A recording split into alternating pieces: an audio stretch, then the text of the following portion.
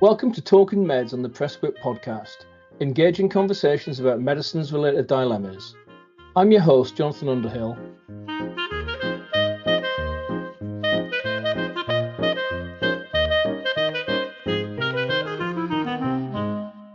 Hello and welcome to the latest episode of Talking Meds. I'm delighted to be joined today by Hadeel Mohamed. Hadeel is a senior pharmacist prescriber with a background in hospital pharmacy and general practice pharmacy. She's currently the deputy head of clinical pharmacy and the education lead for a GP federation in Leeds. And she also works as the Polypharmacy clinical lead for Health Innovation Yorkshire and Humber. Hadeel is also in the final year of her PhD at the University of Bradford, and the PhD is exploring medication self-management behaviours in older people who are using many medicines and also and when they're transferring from hospital back into their home environment. Hadeel and I met through the Royal Pharmaceutical Society mentoring scheme. So in the book of what has the RPS done for me, I always think the mentoring scheme that they run is one of the best things they've ever done. I've been a mentor for a number of years now. I've had a number of mentees. And I say this to Hadeel as well, that I learn much more from them than they do from me. And Hadeel and I have had some fantastic conversations over the years.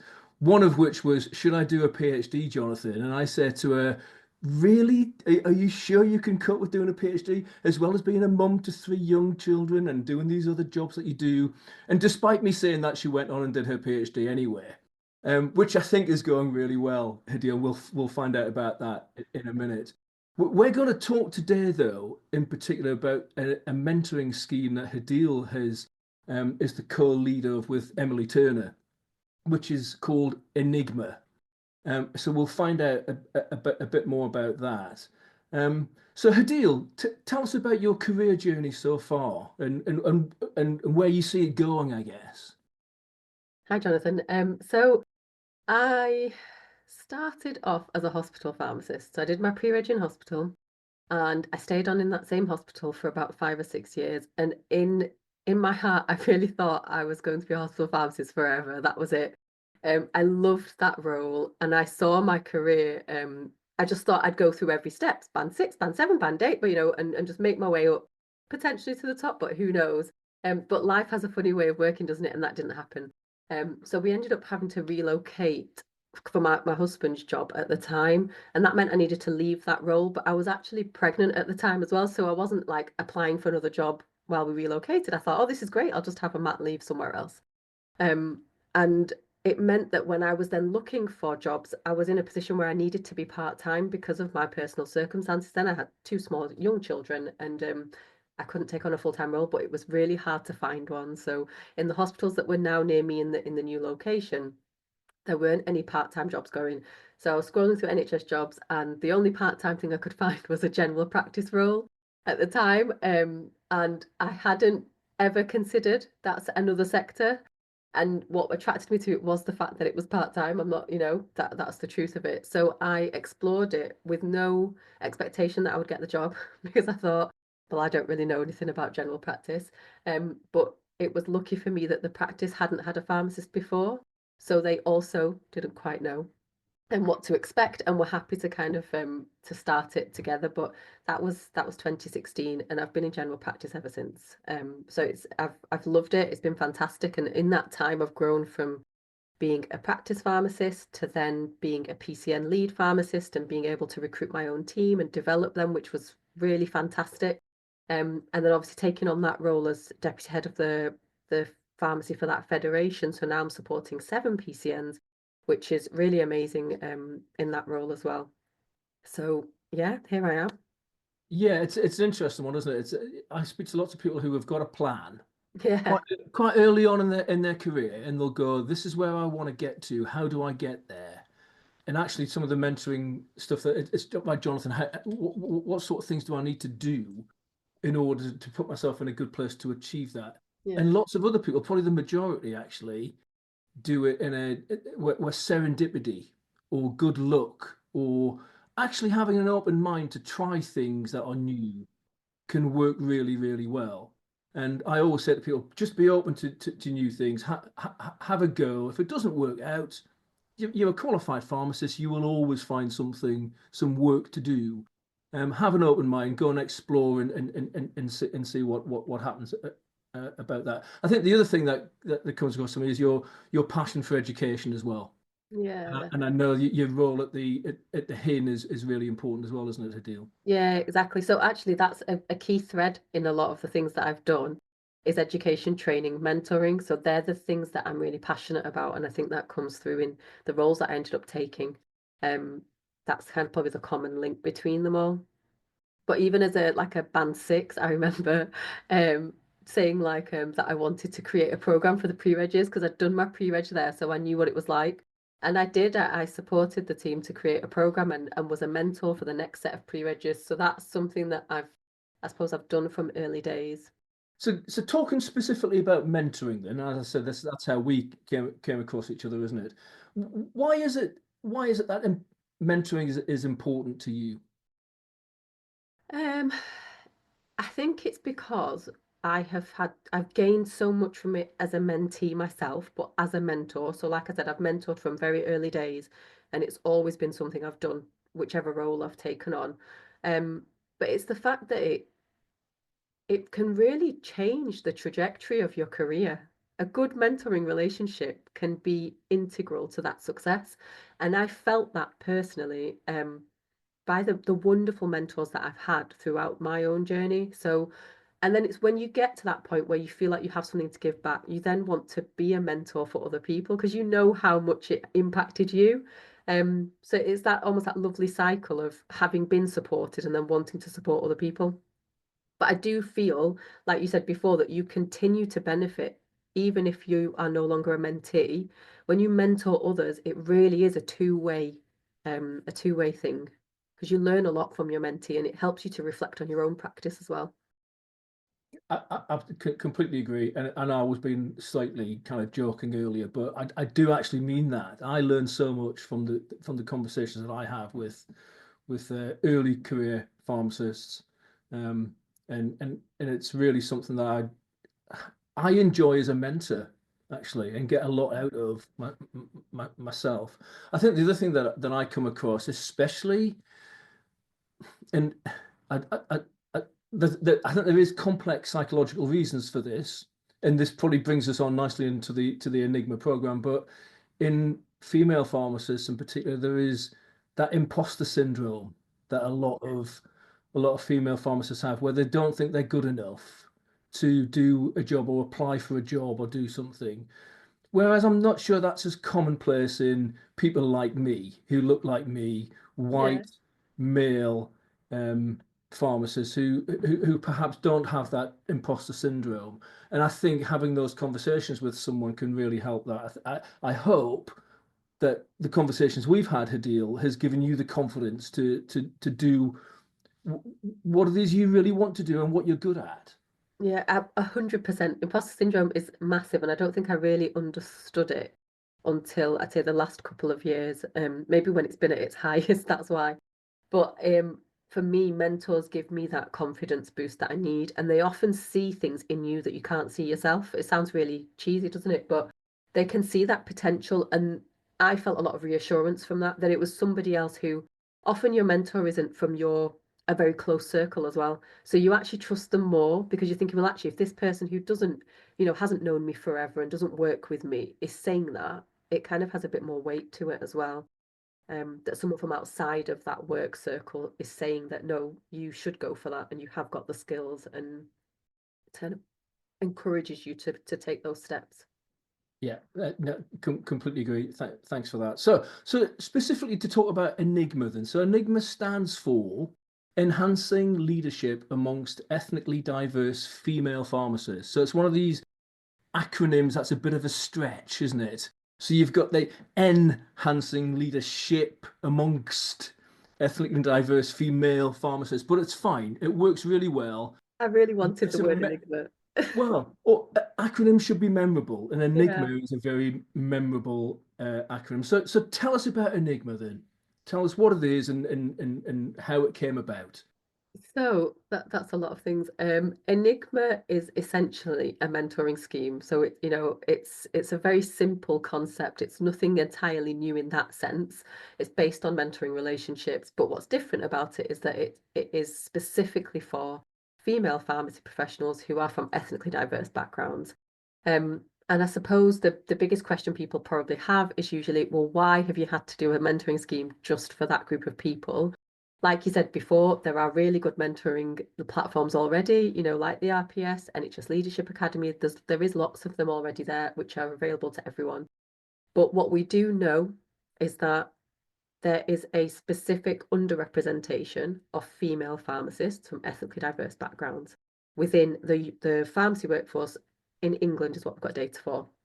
So it kind of just made sense that that particular group then need to be addressed with two differently. I kind of sound it out to myself as when we look at health inequalities, for example, and we think about how there's an underrepresented group, rather than keep kind of pushing the same service and say, well, that service is available to everybody, even though we know this group are not attending, we're still just not going to do anything differently. That's not the right thing to do. If we know that there's a group that are underrepresented, maybe we need to look at it differently, take a different approach, come to them, for example. So I've kind of seen it that way, but for mentoring. So we're just trying a different approach, making it specific to this underrepresented group in the hope that it does encourage people. And it has, and it's been fantastic. So the way that it works is that we have a cohort sort of system. Now it's Emily Turner and I that run the program and lead it together. And we don't have any funding for this. It's not part of any of the roles that we do. It's just a passion project. And while that is wonderful, and it's probably what's made it feel more kind of authentic and successful for people, it's obviously very time consuming. So we had to kind of think of a very pragmatic way of running the program.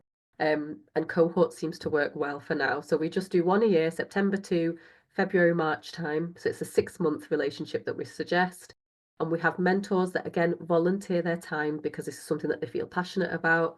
And based on the number of volunteers we get for a cohort, that's how many places we then offer to mentees. And we go through like an expression of interest process where you don't have to fill an application form out or anything. It's just, I want to be mentored. And that's, you get accepted on a first come, first serve basis. So we tend to look for that around in the summertime, usually about July. But yeah. And how many mentors do you have then that are So actively mentoring at the moment, so this cohort that's currently coming to an end there's 20 mentors. Um, so but as throughout this year, we've had more people come forward to say that they want to mentor. So there's definitely a desire to help, which is really wonderful. Um, if anything, what I think we need to push is explaining to people why mentoring is so important and why you might want to be mentored. Um, but there's definitely people keen to mentor. and how many mentors do you have who so do you if you want to be mentored, do you register with the Enigma program? How does it work? Yeah, so we don't have like a website platform or anything yet where you can do that automatically, but what we have got is a LinkedIn page. So that's something quite recent, just over the last few weeks. So if anyone did want to kind of come forward and volunteer as a mentor for the next cohort, you just send us a message on there, or my email or Emily, we're quite happy to receive it that way, but just to get in touch with us and say that you want to volunteer. Excellent. We'll put the link to that in the show notes of this as well, Hadeel. I think so. I remember working when I was at NICE with the clinical fellow at NHS England, Natasha Callender, and who Yeah. worked on the inclusive pharmacy practice program. And I think this was the start of the Enigma idea as well, wasn't it? I think that, and I like, as you know, I like facts and figures as a good evidence-based medicine pharmacist, that the figure that really struck home with me that this was important was that 32% of the pharmacy workforce are women from a ethnic diverse background, but only 6% of the people who work at band 9 in the NHS are women of an ethnically diverse background. What a striking statistic that is. And I know people like Ralia Anatade who work at a senior level, and they're absolutely fantastic people. So this isn't because of a lack of talent, it's for other reasons, isn't it? Yeah. And that's why the inclusive pharmacy practice program was so important, and things like ENIGMA, I think, are really important. Yeah, exactly. And I think it's really important to note that it's multifaceted. So this isn't just one thing. It's not saying that the system is, discriminating against women who are of ethnically diverse backgrounds. That's some of it, and we've got the evidence to support that. But there are so many other factors like cultural factors, or just the fact that, as a female, there are, the fact that you have maternity leave, for example, and you have children, and all of those things together is what just makes it that bit harder. And I think it's having those mentoring relationships which encourage you to go for things that you might not have before, and having those role models. That's something I really lacked as I was going through in those early years. I couldn't see people who looked like me that were in those senior positions. Um, and it makes you think that, I think subconsciously, I didn't apply for things because I didn't perceive myself as someone that looked like a leader. And it only dawned on me a few years ago, and it sounds really silly saying that now, but I didn't see that there was a problem until a lot later on in my career. And I suppose I just want to kind of make that point that this really isn't about blaming anyone. It's about getting everybody talking about it and doing something. Forget what the reason is behind, obviously I understand there are reasons, and we've addressed them, I think, through EDI strategy and really unpicking it. But now it's just the time to do something about it. And I think that's what ENIGMA's about. We've got all the evidence now, we've got the strategies in place. Let's create the action to go with that. And to do that, I think you can't focus on the whys. You need to just focus on how. How do we move forward? How can we be supportive of this? I think just hearing you say that and telling your story, I've heard that from lots of colleagues over the years of, I don't see anyone who looks like me in that position. And I know when I worked at Nice used to be criticised for not having it within the senior leadership team, women from an ethnically diverse background, and they're working really hard at doing that. I know that there are lots of other NHS organisations that are doing similar, and I think in some ways this will take time for that, and I think it is getting better. I guess the question is, how can you accelerate that improvement? How can you accelerate that happening? Because the thing, as I said before, this isn't because of a lack of talent, because people like yourself, Hadeel, are being put off from applying. That's a waste of talent within the NHS, and it needs to be encouraged. But I think what that relies on is good leaders. And Yes. I know it's a hard one to talk about, but it takes really strong leadership on this to say, actually, and this isn't just the very top, this is even those middle leaders, anyone who is line managing somebody else. You have a responsibility to then be developing that individual as well, and conscious of what their learning needs are and their progression. And that, I feel, to me, that's a really big part of being a leader, is that you bring everyone in your team along to where they kind of want or should be. Um, and I think that's something that so far has actually been lacking. The leaders should be encouraging their staff members. They should see the potential they've got and kind of putting them in that right direction and encouraging them to do things. Um, I actually think that's where the most impact will happen, when that change. Yes, indeed. I mean, there's been lots of work done over the years at looking at unconscious bias and Yeah. awareness of unconscious bias, and the implicit biases, whatever you want to call it. But and my interest in this was, I've been really interested in how clinicians make decisions, prescribing decisions or diagnostic decisions over the years. And of course, we're really, really good at being at recognizing patterns in our brains. We've evolved over the years to enable our pattern processor in our brains to be really, really efficient, where we see a pattern and we make a decision because it fits the pattern that we have. And there's an evolutionary advantage for that. So back millions of years ago, the people who were really good at recognizing the saber-toothed tiger and telling their children to run away from the saber-toothed tiger, were able to survive and pass their genes on to their children and their grandchildren and their great-great-grandchildren. Those who weren't very good at that were removed from the gene pool quite quickly. So pattern recognition is a really, really important thing. We couldn't function without it. The problem with it is that sometimes the pattern recognition um, is informed by harmful, inaccurate stereotypes.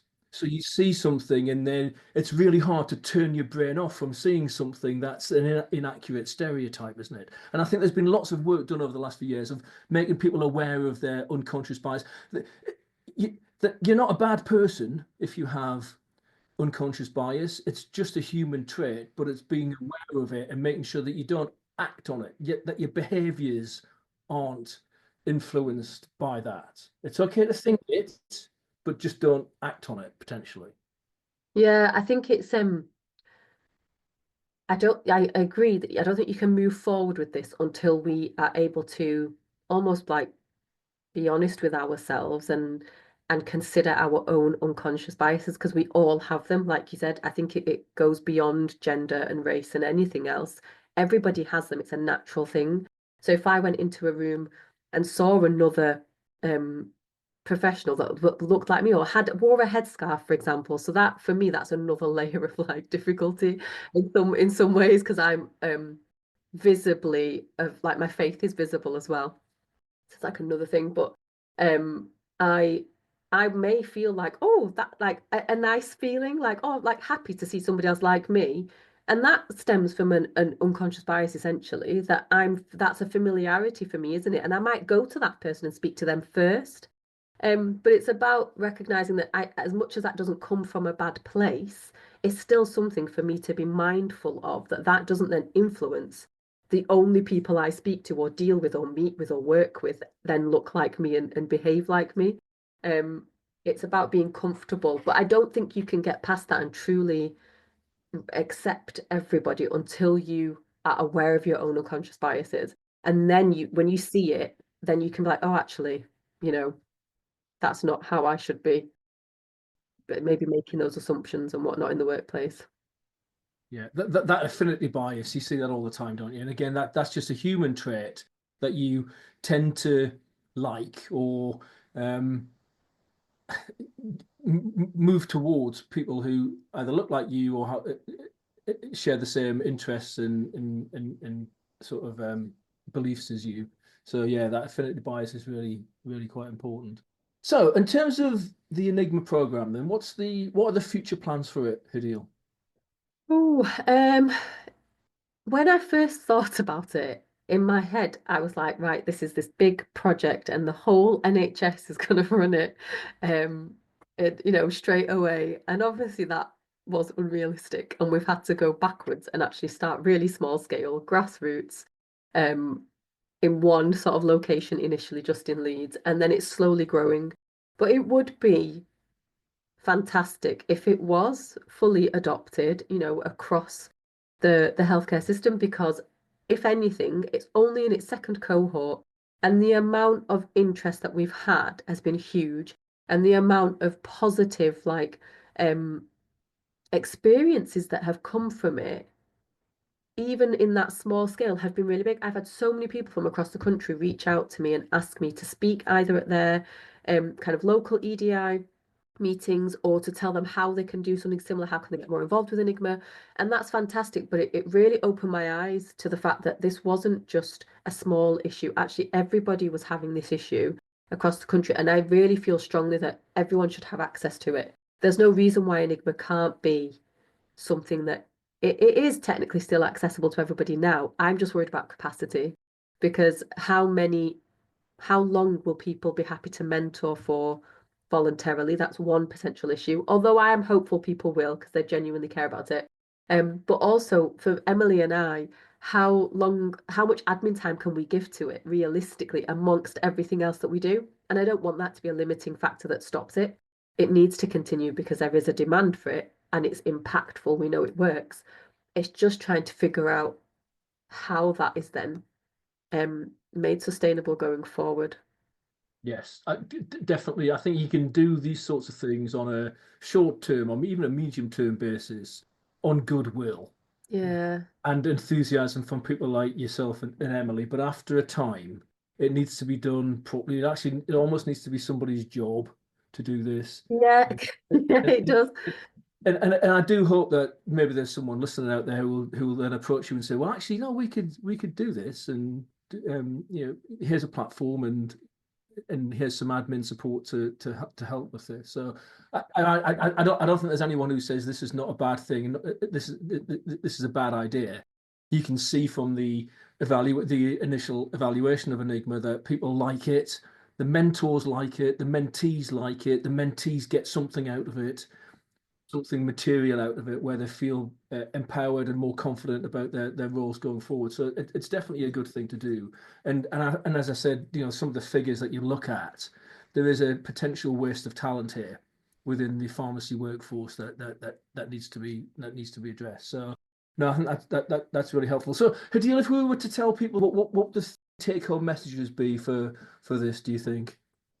Um, if you are a female pharmacy professional of an ethnically diverse background, then please do look out for the next expression of interest, either as a mentor or a mentee. It depends where you are in your career and what you feel like you could give. But to please look out for that and take part. If you've never been mentored before, or you don't think, well, do I really need to be mentored? I think everyone needs a mentor. I don't care what stage of your career you're at, you can benefit from a mentor at any stage. It's a really wonderful thing when it's done right. So I would say definitely consider it. And then giving back, if you feel like you're in a position to mentor, please do sign up. So our mentors, we ask that they are female themselves, but can be from any ethnic diverse, like any background, sorry. So white or ethnically diverse or anything.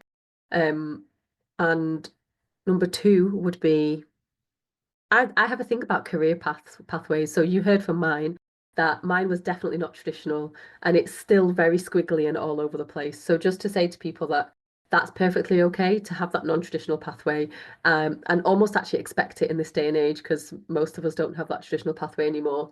But that's okay. And actually mentors helped me feel okay about that. I think without mentors, I might have had a bit of a breakdown at one point because it wasn't traditional. But yeah, that's kept my sanity during that time. I mean, I think there is a message here for people like me as well, or perhaps people who are senior leaders themselves, who are perhaps not women and not from a ethnically diverse background, but just to encourage those within your workforce to take up this sort of thing and create headspace for them to do that, support them, put it in people's PDPs or within their CPD records to do something like this. Um, I think there is a role for everyone here to encourage people to either take up mentorship, become a mentor themselves, get a mentor, and support people, women from an ethnically diverse background to do this because, yeah, I certainly see far too much imposter syndrome out there, and as I say, it's a waste of talent. Definitely, I think what you've said there is really important actually. To that it's about supporting this underrepresented group essentially. It's about equity, isn't it? I think that's the key thing. And I kind of just want to point out that I do recognize that this can make it uncomfortable for people who are then white, essentially. You're not from an ethnically diverse background, so then does it feel a bit like the spotlight is on you and there's a bit of like finger pointing, but it's not at all.